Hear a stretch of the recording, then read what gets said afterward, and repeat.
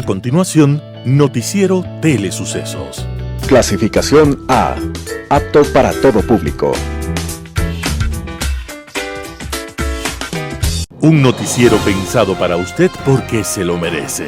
Nos acercamos a la realidad desde diferentes perspectivas. Noticiero Telesucesos. Primera parte del Noticiero Telesucesos con las noticias más importantes del día.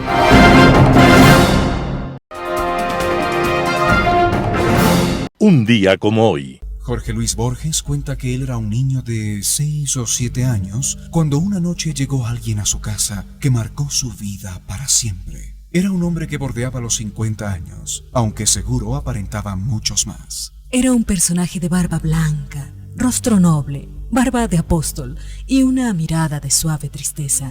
Cuando el hombre empezó a hablar, en la sala se hizo un silencio religioso. Pero Borges recuerda que en su alma de niño retumbaban la voz y las palabras iluminadas, telúricas, de aquel personaje. Se llamaba Pedro Bonifacio Palacios y antes había sido maestro de escuela hasta que sus opiniones sobre el gobierno de turno le prohibieron seguir enseñando a sus alumnos. Tal vez el nombre de Pedro Bonifacio Palacios signifique poco para muchos, pero este poema refleja su imbatible estatura de guerrero indestructible. No te des por vencido, ni aún vencido.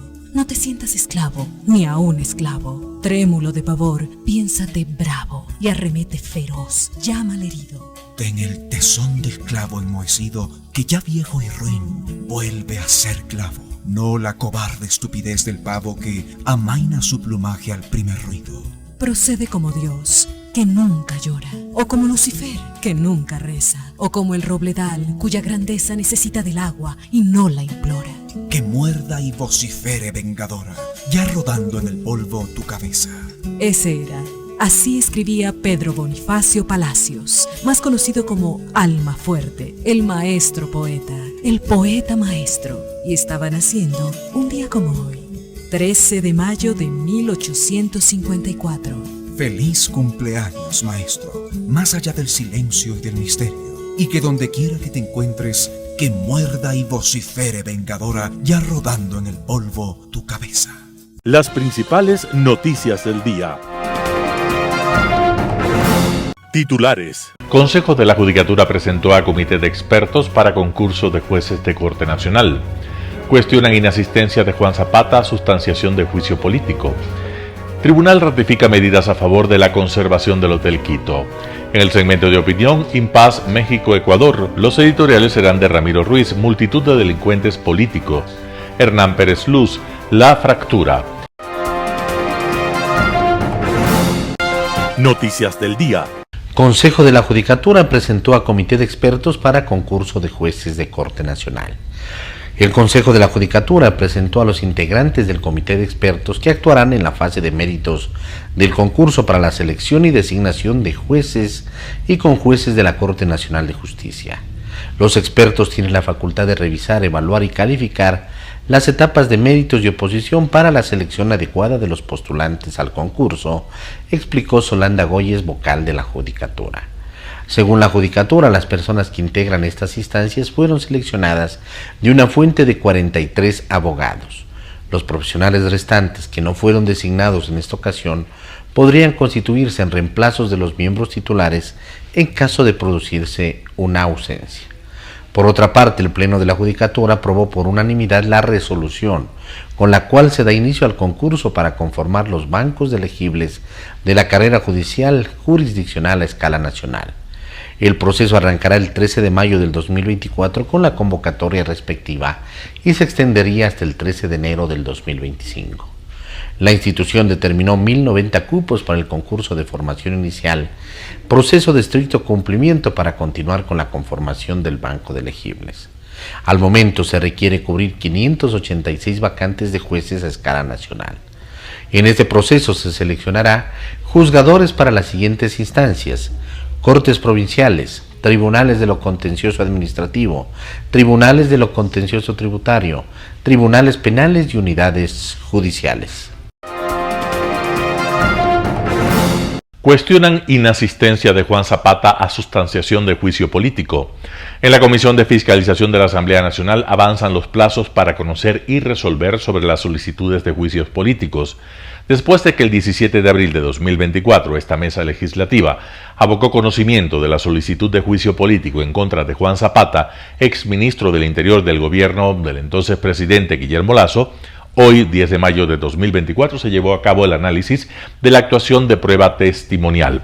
La solicitud de interpelación en contra de Zapata fue presentada por el legislador Carlos Vega Mora del Partido Social Cristiano y fue calificada tras cumplir con los requisitos de forma, entre ellos la presentación de 36 firmas de las 34 que se requieren según la Ley Orgánica de la Función Legislativa. Pamela Aguirre mencionó que entre los hechos planteados por Vera Mora para sustanciar el pedido de juicio consta, por ejemplo, que en 2023 fallecieron 33 policías y el asesinato de Fernando Villavicencio, que se encontraba bajo protección de la policía, así como el asesinato de los testigos protegidos relacionados también con la muerte de Villavicencio. En la Comisión de Fiscalización cuestionan la inasistencia de Juan Zapata, quien podría volver a ser convocado a la fase de alegatos. Asimismo, se criticó la ejecución de apenas el 29% del presupuesto mientras Zapata ejerció el cargo. Esto ocurrió en medio de la crisis de seguridad más grande de la historia, dijo Aguirre. Tribunal ratifica medidas a favor de la conservación del Hotel Quito. El proyecto inmobiliario que la empresa China Road and Bright Corporation, CRBC, pretende construir en los predios del Hotel Quito sigue entrampado en los tribunales de justicia. El jueves 9 de mayo del 2024, un tribunal de garantías penales ratificó las medidas cautelares que se dictaron a favor de colectivos que buscan la protección integral del hotel. La decisión llegó luego de que la Procuraduría del municipio de Quito solicitó la revocatoria de las medidas con el objetivo de tomar una decisión sobre el proyecto inmobiliario. La justicia recordó que el municipio capitalino está obligado a suspender todos los permisos y trámites de construcción en los predios del hotel. Únicamente si el Instituto Nacional de Patrimonio y Cultural ha desclasificado previamente un bien del inventario de bienes del patrimonio nacional, este podrá ser alterado o destruido total o parcialmente, detalló el dictamen. En los últimos días, el alcalde Pavel Muñoz ha dicho que los predios en los que funcionan los estacionamientos del hotel no cuentan con protección patrimonial. El funcionario sostiene que el municipio es la entidad que debe decidir el futuro del Hotel Quito, uno de los más de 9.000 bienes patrimoniales que hay en la ciudad. La exdirectora del Instituto Nacional de Patrimonio, Catalina Tello, asegura que el Hotel Quito está compuesto de un complejo arquitectónico que está protegido en su totalidad. Incluso el Instituto Ecuatoriano de Seguridad Social anunció que investigará la venta del Hotel Quito que se realizó en el 2016, cuando pasó a manos de CRBC en medio de críticas por supuestas irregularidades. Entrevista del día. En Radio Sucesos estuvo Marcelo Larrea, miembro del colectivo Hotel Quito es Quito. El tema: irregularidades en la venta del Hotel Quito. Escuchemos qué es lo que dijo. Es indiscutible el hecho de que la protección patrimonial comprende a todos los predios del Hotel Quito. La división de los predios tiene fines por el catastro municipal, tiene fines de inventario y tiene fines de cobro de impuestos prediales y cosas por el estilo.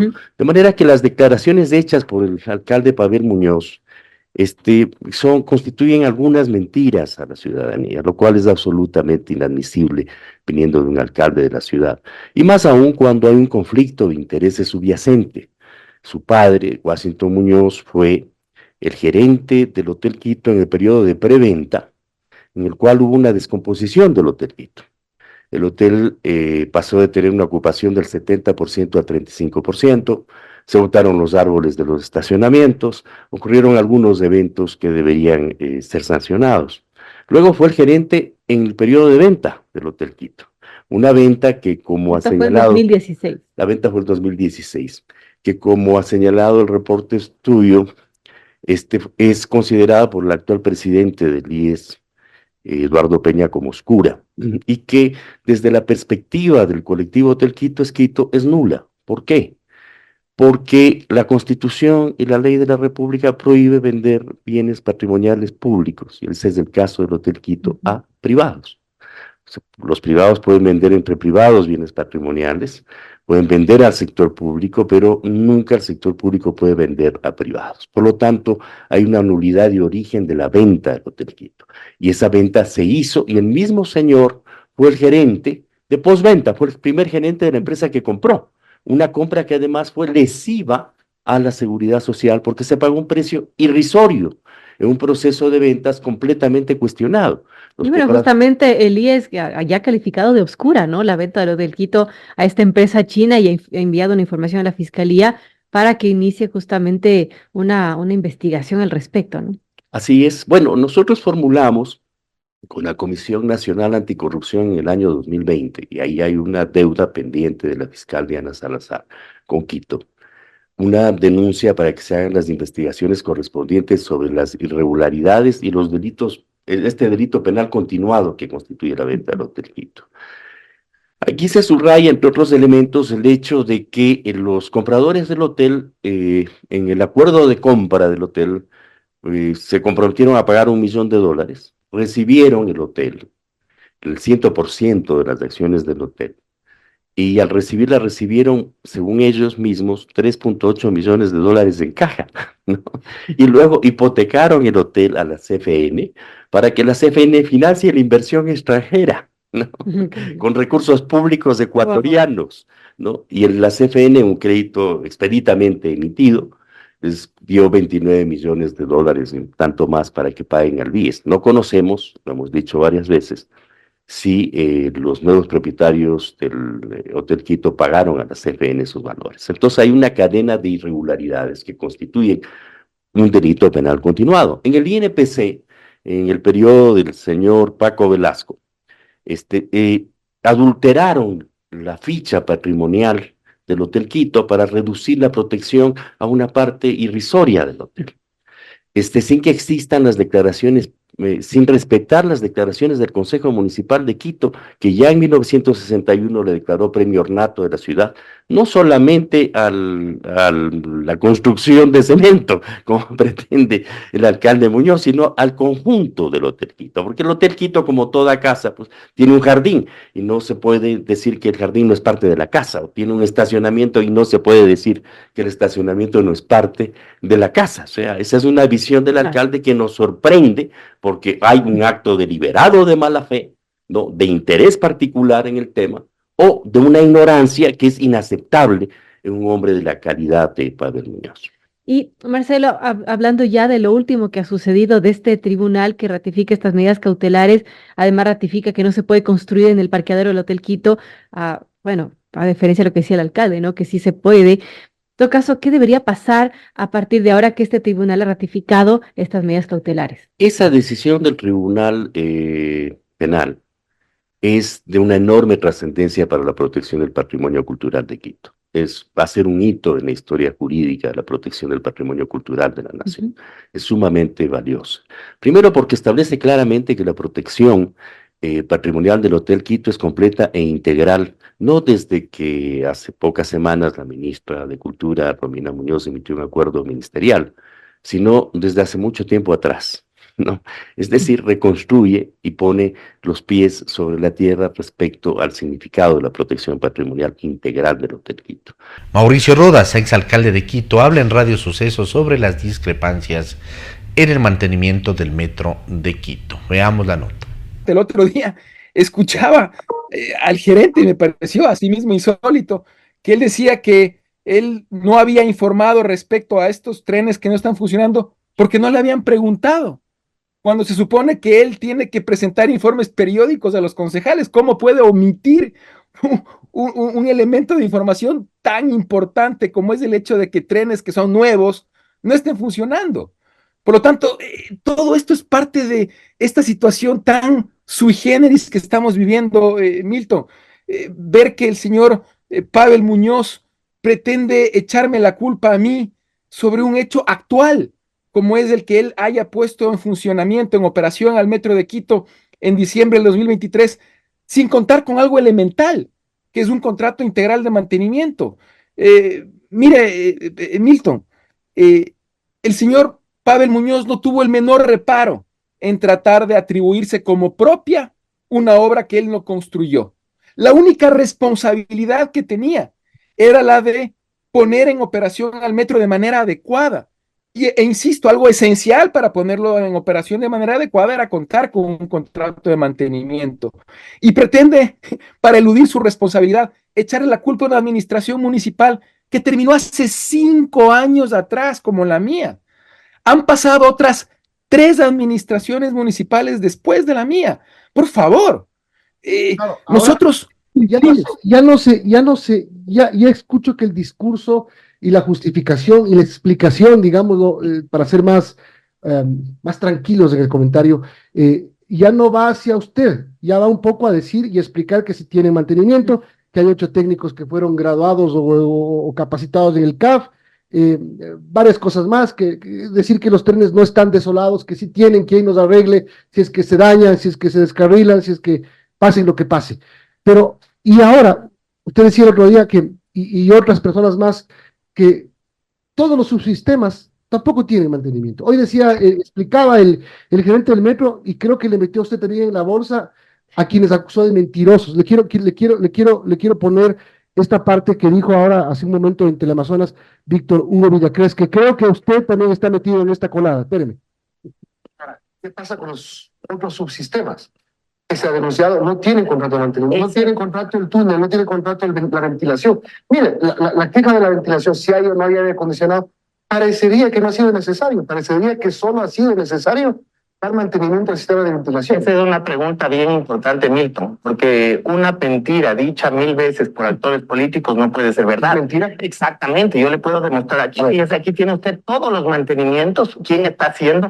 En otras administraciones se contrató, pero dejaron subdividiendo los contratos de mantenimiento, escaleras eléctricas, luminarias, ascensores, infraestructura, sistemas electromecánicos, lo hace Transdev Metro Medellín. Empresas privadas. Señalización y tráfico lo hace Alstom. Energía lo hace Siemens, mantenimiento vial lo hace Acciona, el sistema de recaudo lo hace Revenga, todas empresas privadas. El único mantenimiento que estamos haciendo nosotros es el mantenimiento temporal de los trenes. Todo el resto está contratado por empresas privadas. ¿Los 13 subsistemas tienen mantenimiento individual cada cosa? Por supuesto, por supuesto. ¿Por qué se dijo que no están mintiendo? Perdón. ¿Por qué dijeron que no? ¿Están mintiendo? ¿Quién aseguró que no? Por eso digo, una mentira dicha 1000 veces no puede ser convertida en verdad. Imagínese, ¿Qué le parece lo que dice? ¿Es verdad o es mentira? ¿Qué le creemos? Resulta increíble realmente esto. Hay señores concejales que han pedido oficialmente información a la empresa Metro de Quito respecto a los contratos de mantenimiento y han pedido que se presenten dichos contratos, y la respuesta es que no existen esos contratos, no se han presentado esos contratos porque no existen. No lo digo yo, lo dice la propia información oficial presentada por la empresa Metro en respuesta a solicitudes de información presentadas por los señores concejales. Entonces, por favor, ya es hora de decir la verdad a la ciudad. La persona que está diciendo lo que acaba de decir es una persona que claramente no le dijo la verdad a la ciudad cuando ocultó que habían trenes sin funcionamiento. Eso evidentemente pone en duda su nivel de credibilidad. Milton, ahora es público y notorio que cuando la actual administración municipal dijo el 1 de diciembre que habían 18 trenes en funcionamiento, era falso. Y yo le pregunto, ¿quién era el encargado de informarle al respecto al alcalde? El señor gerente del metro. Y es la misma persona que en este momento está diciendo que otros mienten. Por favor, alguien que evidentemente ya carece de credibilidad no puede señalar a otros diciendo que mienten. Entonces, digamos las cosas como son. Milton, y usted ha tocado un tema fundamental. El señor Muñoz está diciendo que supuestamente nosotros debíamos contratar el mantenimiento para los trenes, lo cual refleja un profundo desconocimiento sobre el proyecto Metro, porque la compra de los trenes se realizó gracias a un crédito del FIEM, del Fondo para la Internacionalización de la Empresa del gobierno español, un crédito que obtuvimos al 0.75% de interés. Imagínense lo beneficioso que eso es para la ciudad. Pero las políticas de este mecanismo de financiamiento señalaban claramente que el mismo se podía canalizar exclusivamente a la compra de bienes, en este caso a la compra de trenes, más no a la contratación de prestación de servicios, como son los de mantenimiento. Es decir, con el financiamiento obtenido era imposible contratar la compra de los trenes y al mismo tiempo contratar la prestación del servicio de mantenimiento. Eso, al parecer, el señor Muñoz no conoce. La otra cosa importante, Milton, no era ningún problema que esto sea así. ¿Por qué? Porque bajo el modelo que se seleccionó para el proyecto Metro se establecía que el contrato de mantenimiento se debía realizar después, antes de que el metro entre en operación, como es obvio, y como ocurre en muchos otros metros del mundo. En Impacto Informativo, César Martín Moreno, ministro de Telecomunicaciones, habla acerca de cómo avanza la negociación con las operadoras de telefonía celular. Escuchemos qué es lo que dijo.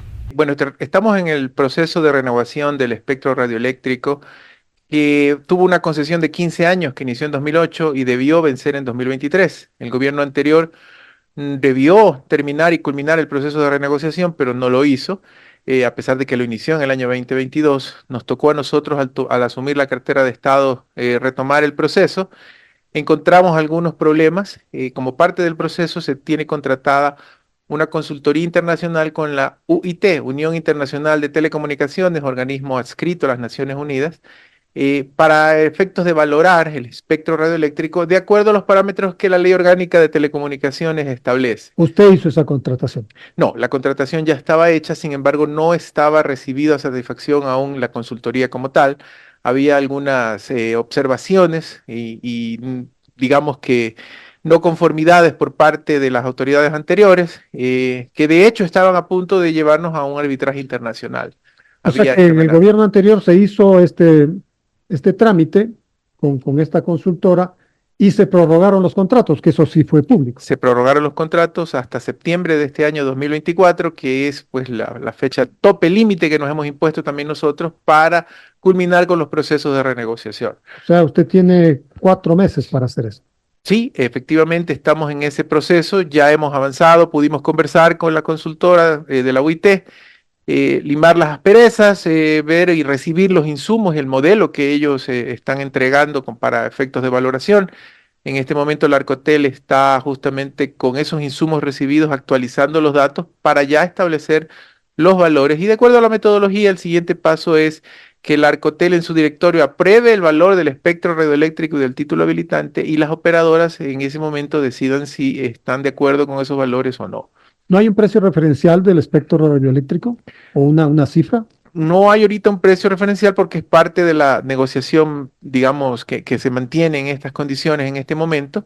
Lo que sí se conoce es que, dada la evolución del mercado de las telecomunicaciones a nivel mundial, hay una tendencia no solo al sector Latinoamérica, sino a nivel mundial, a la reducción de los valores del espectro radioeléctrico, justificado por la dinámica que ha sido el sector y los cambios que han ocurrido en el sector.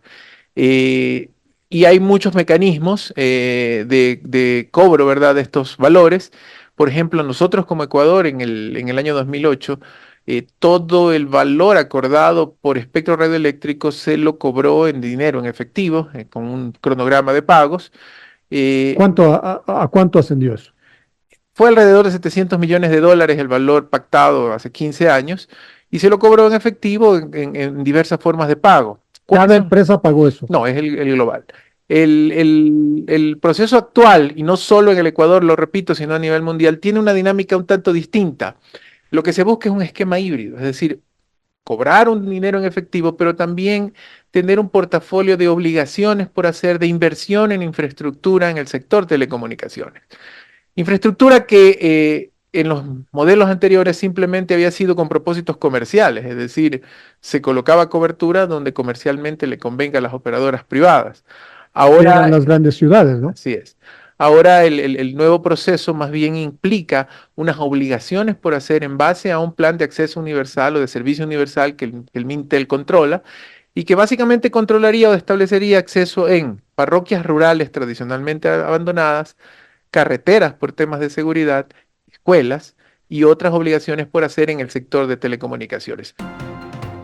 Un panorama de noticias para su estatura intelectual.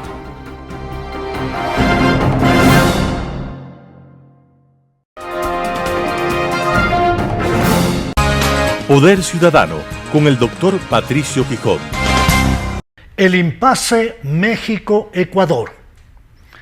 México rompió relaciones diplomáticas con el Ecuador el 5 de abril de 2024, luego de conocer que la policía ecuatoriana procedió a detener a un delincuente común, sobre el que pesan 2 sentencias ejecutoriadas. Jorge Glass Espinel se había alojado en la sede diplomática mexicana en Quito y había recibido irregularmente asilo diplomático. Recordemos que el 17 de diciembre de 2023 Glass acudió a la Embajada de México en Quito, abandonando su obligación de presentarse semanalmente ante un juez penal, lo que determinó que la Corte Nacional de Justicia dicte orden de prisión. Jorge Glass recibió el estatus inexistente en el derecho internacional de huésped de esa sede diplomática. Las autoridades ecuatorianas, con fecha 29 de febrero de 2024, remitieron a sus pares mexicanos toda la información judicial y las 2 sentencias ejecutoriadas que pesan sobre el huésped, reiterando que Glass Espinel es un delincuente común sentenciado por graves delitos de corrupción en Ecuador, solicitando además a las autoridades mexicanas, al amparo del artículo 22 de la Convención de Viena, autorización para que la Policía Nacional cumpla con la orden de detención emitida por la Corte Nacional de Justicia contra Jorge Glass. El impasse entre México y Ecuador lo inició el presidente de México, Andrés Manuel López Obrador, cuando en el marco de las conocidas mañaneras realizó declaraciones desafortunadas, ofensivas e irrespetuosas, poniendo en duda la legitimidad del proceso electoral que llevó al poder al presidente Daniel Noboa, banalizando el magnicidio del candidato presidencial Fernando Villavicencio, pisoteando groseramente el principio básico de no intervención en asuntos internos de otro Estado. Ante la gravedad de lo expresado por AMLO, el gobierno de Ecuador actuó en defensa de la soberanía nacional, aplicando el artículo 9 de la Convención de Viena, procedió a declarar persona non grata a la embajadora de México en Quito, señora Raquel Serur. López Obrador se ratificó en sus ofensivas declaraciones, afectando la dignidad de la República del Ecuador, así como su estabilidad democrática. México rompió relaciones diplomáticas, anunciando que acudirá a organismos internacionales, así como a la Corte Internacional de Justicia, para demandar a Ecuador por violentar el artículo 22 de la Convención de Viena, que señala que los locales diplomáticos son inviolables. La Organización de Estados Americanos conoció el reclamo mexicano y, deplorando y condenando la violación de la embajada del país reclamante en Quito, más, en su resolución, que hay que leerla íntegra, reafirmó la obligación que tienen los estados, parte de la Convención de Asilo Diplomático de 1954, de respetar en su integridad todas sus disposiciones, estableciendo además que, sin perjuicio de sus privilegios e inmunidades, todas las personas que gocen de esos privilegios e inmunidades deberán respetar las leyes y reglamentos del Estado receptor y están obligados a no inmiscuirse en los asuntos internos del Estado. Finalmente, cabe remarcar lo establecido por la Organización de Estados Americanos en su resolución número 1253/24, en el numeral 6, que dice: los locales de la misión diplomática no deben ser utilizados de manera incompatible con las funciones de la misión, tal como están enunciadas en la Convención de Viena. México denunció a Ecuador ante la Corte Internacional de Justicia por violar la Convención de Viena. La República del Ecuador, el 29 de abril del 2024, presentó una contrademanda acusando a México de contravenir expresos convenios y normas de derecho internacional que prohíben expresamente otorgar asilo diplomático, asilo político a procesados por delitos comunes y a sentenciados por tribunales ordinarios de justicia, denunciando además una interferencia en asuntos internos del Ecuador. Cuando el presidente de México relacionó el asesinato del candidato Fernando Villavicencio al triunfo del presidente Noboa, Ecuador pidió al Alto Tribunal de Justicia Internacional que declare que México ha incumplido sus obligaciones de respetar las leyes y reglamentos del Estado receptor, así como ha interferido en asuntos internos del Ecuador y ha utilizado los locales de su misión en Quito de manera incompatible con sus funciones diplomáticas. La Procuraduría General del Estado del Ecuador, en estrecha coordinación con la Cancillería, ha preparado, diseñado y ha ejecutado un plan de defensa de los intereses ecuatorianos, procediendo a contratar apoyo profesional de 4 abogados expertos en Derecho Internacional Público: Michael Watts, Sean Murphy, Alfredo Corosato y Omi Senser, quienes junto al embajador del Ecuador en Países Bajos, Andrés Terán, tienen la responsabilidad de plantear la posición de Ecuador, presentando argumentos sólidos, contundentes, sobrios, con estricto apego a las normas del derecho internacional, así como a tratados internacionales. La Cancillería ecuatoriana debe reforzar una campaña internacional para comunicar y explicar al mundo que el presidente mexicano López Obrador es el causante de este lamentable impasse al inmiscuirse groseramente en política interna de nuestro país y conceder asilo a un delincuente común sobre el que pesan 2 sentencias ejecutoriadas. El pueblo ecuatoriano quiere, respeta y valora en alto grado al pueblo mexicano y aspira a que, mediante el diálogo, se puedan superar tensiones innecesarias impuestas por intereses inconfesables de la política y las mafias organizadas que tratan a toda costa de proteger a sus operadores políticos. Editorial. Multitud de delincuentes políticos. Artículo de Ramiro Ruiz. Nuestra sociedad no alcanza una vida digna. Una de las causas es el narcotráfico y la narcopolítica. El caso Metástasis puso al descubierto a los delincuentes y a las posiciones políticas de los partidos y movimientos. Ante esta situación, el gobierno dio pasos firmes para el saneamiento político. A pesar de ese trabajo eficiente, el presidente no puede quedarse en la comodidad de las alianzas y descuidar la confianza social. El primer mandatario tiene la oportunidad de fortalecer el respaldo con los partidos que tienen fe en la democracia.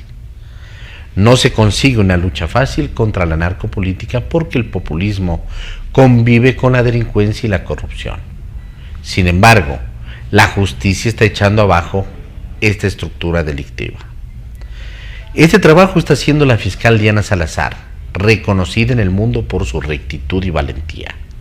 Noboa ha multiplicado el respaldo social, pero tiene que usar tácticas para crear una gobernabilidad limpia, sin ambiciones por el poder. El propósito será unificar al país en el propósito de liquidar la impunidad y la codicia de los 2 partidos populistas que arrastran historias negras. Los casos de investigación sacaron a flote a los políticos corruptos. El ex contralor Polit, que está a pocos días de entrar a la cárcel por un siglo. A este personaje, forrado de dinero ilegal, se suman una lista de delincuentes observados en el mundo. Aquí está una parte de la lista verde flex. Después de la huida de Delgado, los destinos favoritos de los correístas que afrontan procesos judiciales han sido México, Bolivia, Venezuela y Argentina, donde se refugió la exministra María de los Ángeles Duarte. El exmandatario Rafael Correa, el 10 de julio del 2017, terminó el poder. De inmediato, viajó a Bélgica a reunirse con su familia. Correa tiene algunos procesos. Juicios por peculado en los proyectos de reconstrucción de Manabí, después del terremoto del 2016. Asume causas por delincuencia organizada en la construcción fracasada de la refinería del Pacífico. En el caso 30S, afronta otras denuncias por violación a los derechos humanos. Se lo acusa de planificar el secuestro del político Fernando Balda. Carlos Ochoa, titular de la Superintendencia de Comunicación, recibió orden de prisión preventiva en enero del 2019. Huyó a México en octubre del 2018, censurado por la Asamblea. La ex asambleísta del correísmo, Sofía Espín, fue a Bolivia. Huyó del país en octubre del 2018 a La Paz. La crisis en el gobierno de Evo Morales suspendió su refugio. Fugó a México. El 18 de abril del 2019 se confirmó la salida de Patiño, hombre dinámico del correísmo. Fernando Alvarado Espinel, figura de la propaganda y las series de cadenas en los 10 años del correísmo, se fugó en octubre del 2018, como lo hizo Sofía Espín. Vinicio Alvarado, confidente de Correa desde la primera campaña electoral en el 2006, en julio del 2019, compareció desde Caracas en la audiencia por el caso Sobornos. Allá se encuentra disfrutando de la miseria de los venezolanos. Desde agosto del 2017, Ramiro González está prófugo y vive en Lima, Perú. El ex asambleísta Carlos Viteri se refugió en la Embajada de México en Quito. Estuvo 3 meses encerrado allí hasta que el 9 de enero del 2020 viajó a México. Se le concedió asilo político. Soledad Buendía y su pareja Edwin Jarrín se refugiaron en la Embajada de México a continuación del paro de octubre del 2019. La expresidenta de la Asamblea y ex legisladora Gabriela Rivadeneira se refugió en la Embajada de México y en enero del siguiente año viajó a ese país. La Cancillería ecuatoriana le facilitó un salvoconducto. Fernando Molina era asambleísta alterno de Carlos Viteri Gualinga, también prófugo de la justicia. María de los Ángeles Duarte, ministra de Vivienda y Transporte, prófuga, directora de Alianza País en Guayas durante los 10 años del correísmo. La Fiscalía la acusó de cohecho por el caso Sobornos 2012-2016, también conocido como Arroz Verde. Prófuga. Walter Solís, secretario del Agua y ministro de Transporte, condenado a 8 años de prisión por cohecho en el caso Sobornos. Se supone que huyó a Estados Unidos. Detrás del sistema político sabemos que en Ecuador operan una multitud de organizaciones criminales. 22 fueron señaladas en el decreto presidencial. Muchas de ellas conforman un sistema de financiación e instrucción externa procedente fundamentalmente de México. Felicidades a Manuelito López Obrador, generoso anfitrión de los delincuentes. Artículo de Ramiro Ruiz. La fractura, Hernán Pérez Luz, El Universo. Siguiendo la estrategia anunciada por el prófugo Correa de acorralar y sancionar internacionalmente al Ecuador, en días pasados, el gobierno mexicano se opuso, en el seno de la Corporación Andina de Fomento, Banco de Desarrollo de América Latina, a que el Ecuador reciba un préstamo. El préstamo venía a aliviar en parte la crisis fiscal que atravesamos. Aunque el bloqueo de México no tuvo eco en dicha institución, lo más probable es que situaciones como esta se repitan en otros foros. La canciller de México, quien se encuentra ya en plena campaña para captar la Secretaría General de la ONU por la rotación geográfica, le tocaría ahora a un latinoamericano ocupar ese cargo, ha comenzado a usar el caso del delincuente Glass como parte de su plataforma electoral. En declaraciones públicas ha expresado que le preocupa la integridad de este último. Hace poco ha circulado internacionalmente una carta solicitando al gobierno ecuatoriano la concesión del dichoso salvoconducto para que Glass salga del Ecuador, o mejor dicho, para que se fugue. El comunicado deplora la violación del derecho internacional por parte del gobierno. Con excepción de pocas personas vinculadas al ahora llamado Foro de Puebla, los demás firmantes son ilustres desconocidos de escasa trascendencia. Ninguno de ellos, dicho sea de paso, ha condenado la represión en Venezuela o en Cuba, ni a sus pueblos, ni condenó la violación sistemática de los derechos humanos durante la década correísta. Este solo es el comienzo. La arremetida internacional contra el Ecuador por parte de México y de los gobiernos que ideológicamente se alinean con el actual mandatario de esa nación continuará. La obsesión y el odio de Correa contra el Ecuador y su empeño de que nuestro país sea sancionado y aislado no deben ser subestimados. Esos esfuerzos se han intensificado luego de que el Ecuador revelara su estrategia jurídica ante la Corte Internacional de Justicia. Los errores incurridos por México solo se explican por el tinte populista y electorero que le ha inyectado a su demanda ante la Haya. Su atolondrada solicitud de medidas urgentes jugó más bien en favor de nuestro país, pues fue la oportunidad para anunciar de una vez a la comunidad internacional ciertos puntos de la demanda que pocos días antes había sido presentada con el asesoramiento de un grupo de juristas expertos. Una prueba más de que en el manejo de estos asuntos de gran trascendencia no caben improvisaciones. Pero mientras el curso de esta disputa legal sigue su curso, algo que tomará varios meses y quizás años, el país deberá estar preparado para seguir enfrentando las maniobras del prófugo Correa, que busca castigarnos por luchar contra la corrupción de su gobierno. Pero el conflicto con México y la forma como ha evolucionado es el síntoma de una crisis más profunda, que es la que atraviesan las relaciones internacionales de la región y las de esta con el resto del mundo. Los insultos entre los jefes de Estado, como los de López Obrador, por ejemplo, hoy son aceptados como normales. La ideologización diplomática de la región, esa fractura que la inauguró Chávez con su llegada, ha sido nefasta para un continente que ya de por sí no pesa en el concierto mundial. Un claro contraste con los años del Grupo de Río y de iniciativas similares. Hernán Pérez Luz, El Universo. Noticias internacionales. Expertos buscan solución a la emergencia nacional que atraviesa Italia por la falta de natalidad. Aumentar la natalidad es un reto al que se debe enfrentar toda Europa, pero Italia es uno de los países con la tasa de natalidad más baja. Envejece a un ritmo mucho más rápido que otras naciones europeas. Hacer frente a esta crisis es una de las principales misiones del gobierno. Una conferencia de 2 días celebrada en Roma ha debatido posibles soluciones a la que consideran una emergencia nacional. Una de las ponencias fue interrumpida por jóvenes activistas que arremetieron contra las medidas antiabortistas de Meloni. Los organizadores incidieron en que la natalidad no es una cuestión de partidos ni de ideologías, porque afecta a toda la población. È un problema che non tocca una componente politica, una categoria di persone, tocca a tutti. Per questo noi insistiamo sul tema trasversale. Questo è un tema che riguarda destra, sinistra, centro, bianchi, neri, verdi, inmigrati, non immigrati, anziani. Según los expertos, de mantenerse esta tendencia, la población italiana de 59 millones de habitantes podría disminuir en casi 1 millón en 2030. Según datos recientes de la Oficina Nacional de Estadística Italiana, la media de hijos por mujer ha bajado de 1,24 en 2022 a 1,2 en 2023. El envejecimiento de la población plantea problemas tanto al sistema de pensiones como al sanitario.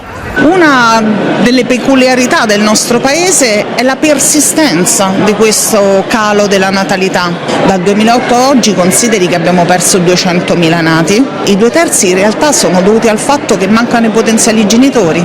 Proprio perché per questa protratta denatalità non sono nati 30 anni fa. Solo en 2023 el gobierno destinó unos 1.000 millones de euros a medidas para ayudar a las mujeres a afrontar la maternidad y el trabajo. E la sfida è enorme, siamo di fronte a un fatto epocale per tutto il mondo occidentale, bisogna ingaggiare l'Europa, convocare per esempio una conferenza intergovernativa tra tutti i primi ministri. Opposition parties claim the government should do more to increase fertility rates, with experts saying that the latest budget doesn't include enough measures to tackle the problem. But many agree on one thing. In the last few decades, governments have failed to build a strategy to address Italy's demographic decline, or at least to prevent the country's birth rate from falling further. Giorgio Orlandi for Euronews in Rome.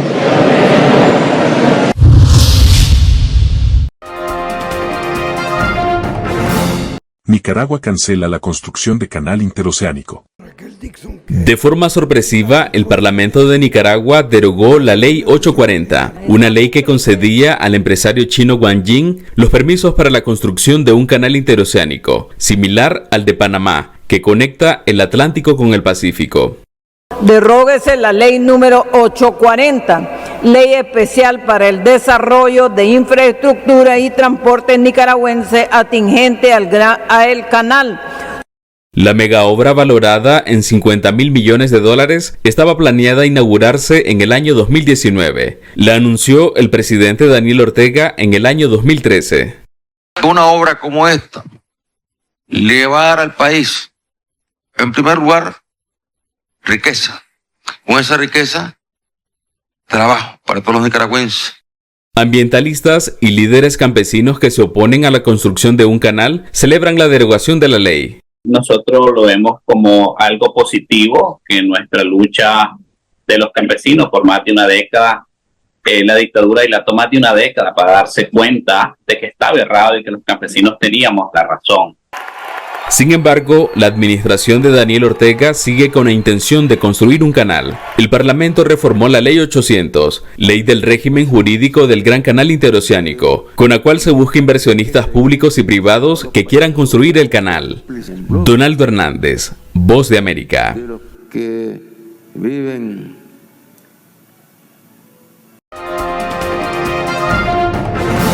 Kim Jong-un asiste al funeral del jefe de la propaganda norcoreana. Muere el jefe de la propaganda de Corea del Norte. Le han despedido en el país con este funeral de Estado. Una caravana de vehículos oficiales ha cortejado el féretro por las principales calles de Pyongyang mientras el ejército le rendía honores. Al funeral ha acudido Kim Jong-un acompañado de un gran número de oficiales y miembros del gobierno. El veterano trabajó durante medio siglo para el ejecutivo norcoreano y fue el encargado de ensalzar la figura de sus líderes, imponiendo el culto a la familia Kim. Redactó algunas de las leyes más polémicas, como la de control de prensa, y prohibió cualquier tipo de opinión reaccionaria o contraria al régimen. Kim Jong-un le ha enterrado con sus propias manos, una muestra de lo unidos que estaban. El jefe de la propaganda norcoreana había sido comparado con el ministro nazi de la propaganda, Joseph Goebbels.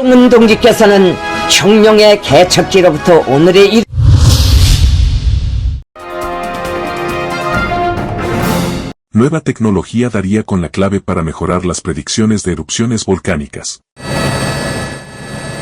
El estudio de los volcanes tiene un nuevo aliado. Científicos en Alaska desarrollan una tecnología novedosa para predecir cuándo ocurriría una nueva erupción usando tecnologías que analizan rápidamente grandes cantidades de datos. Y en un par de días pudimos hacer un análisis de casi 8 años de datos que antes habrían llevado semanas o meses. Pero, ¿cómo funciona esto? Bueno, la mayoría de las observaciones de volcanes utilizan satélites para medir el movimiento del suelo alrededor de los volcanes. Luego, esos datos se transfieren a servidores locales para ser analizados. Y aquí es donde viene la piedra de tranca. Son archivos muy grandes que pueden tardar mucho en descargarse. El nuevo sistema permite a los científicos almacenar y analizar los datos en la nube, lo que ahorra tiempo y proporciona actualizaciones más rápidas, eficaces y seguras. Algo que en Alaska resulta muy prometedor. Creo que en muchos sentidos casi siempre estamos a la vanguardia de esta tecnología. Tenemos muchos volcanes activos que entran en erupción con bastante frecuencia y que tenemos que monitorear. Y personas de todo el mundo vendrán a Alaska para estudiar volcanes porque los hay. Esto nos lleva hacia esta visión de una especie de observatorio virtual global internacional que es capaz de proporcionar datos y analizar resultados de forma automatizada y en tiempo real. Y eso realmente cambiará las reglas del juego. Un beneficio que ya se está viendo en el monitoreo de los movimientos del Mount Edgecombe, donde se han instalado nuevos instrumentos sísmicos para controlar mejor su actividad y así evitar sorpresas inesperadas. Catherine Rivera, Voz de América.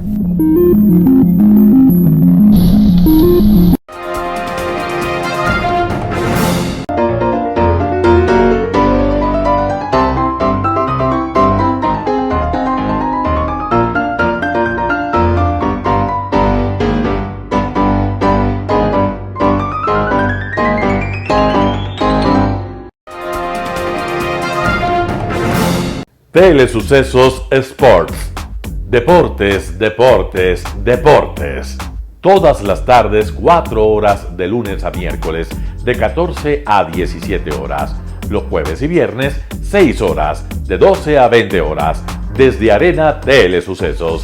Transmisiones en vivo, siempre Ecuavolley. Y luego, deportes para recordar. Todas las tardes, deportes en Telesucesos Sports. Bajo la dirección del arquitecto David López. La visión objetiva de quien vive el deporte. Sucesos deportivos, visión de un equipo de opinión joven de comunicadores. Telesucesos, llegamos con nuestra señal a los sectores populares de nuestra ciudad.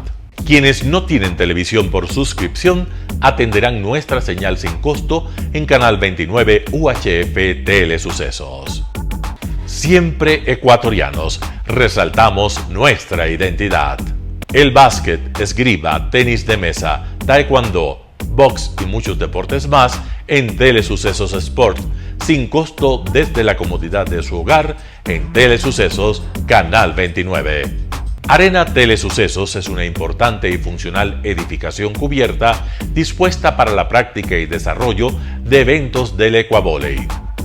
La transmisión de Telesucesos se podrá sintonizar además a través de Claro TV Canal 43, TV Cable Canal 73 y en redes sociales Facebook Live Telesucesos Quito y YouTube Telesucesos HD.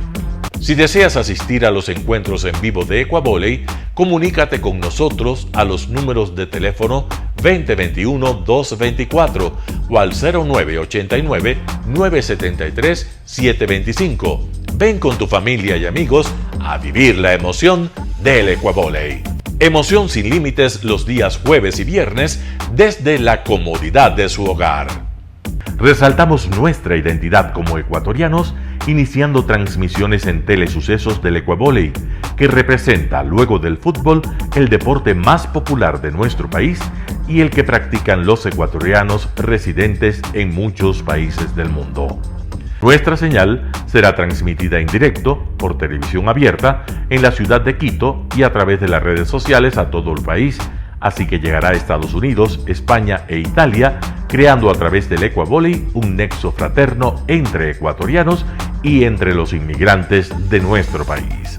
Anuncie en Telesucesos Sport y llegue con nosotros a lo más importante del deporte popular. Telesucesos, con sus transmisiones, jerarquizará esta práctica deportiva, convocando importantes competencias de Ecuavolley dentro y fuera del Ecuador. Llegando con deportes no atendidos por los medios de comunicación que han concentrado su acción en el fútbol.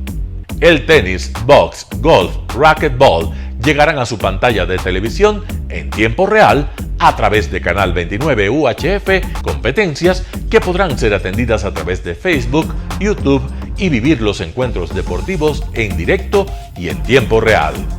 Esté atento a nuestros horarios especiales de transmisión los fines de semana y feriados.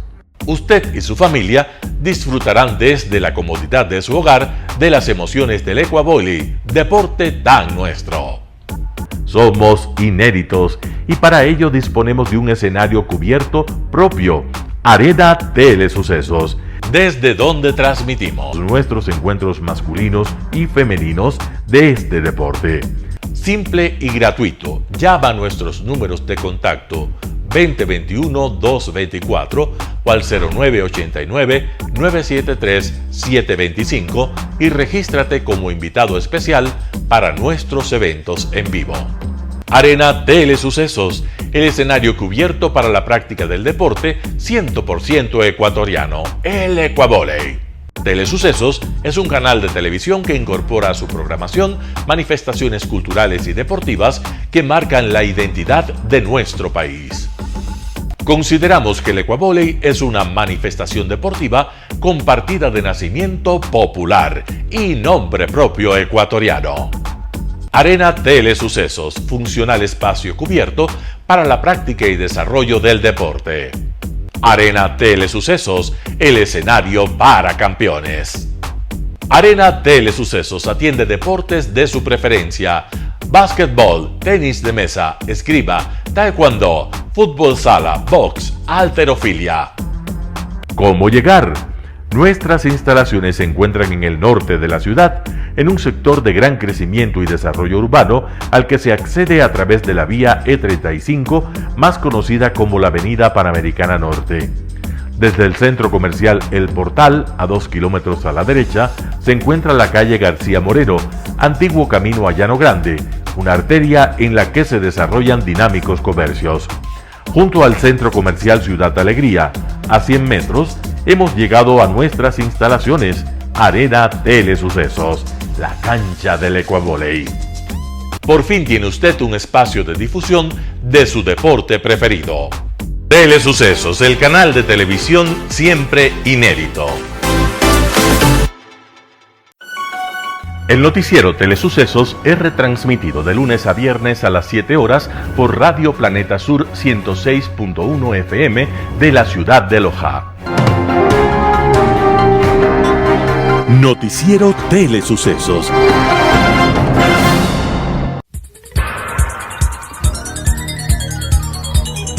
Las opiniones vertidas en este espacio por la producción y dirección del programa son de exclusiva responsabilidad de sus autores y de quienes intervienen en ellos.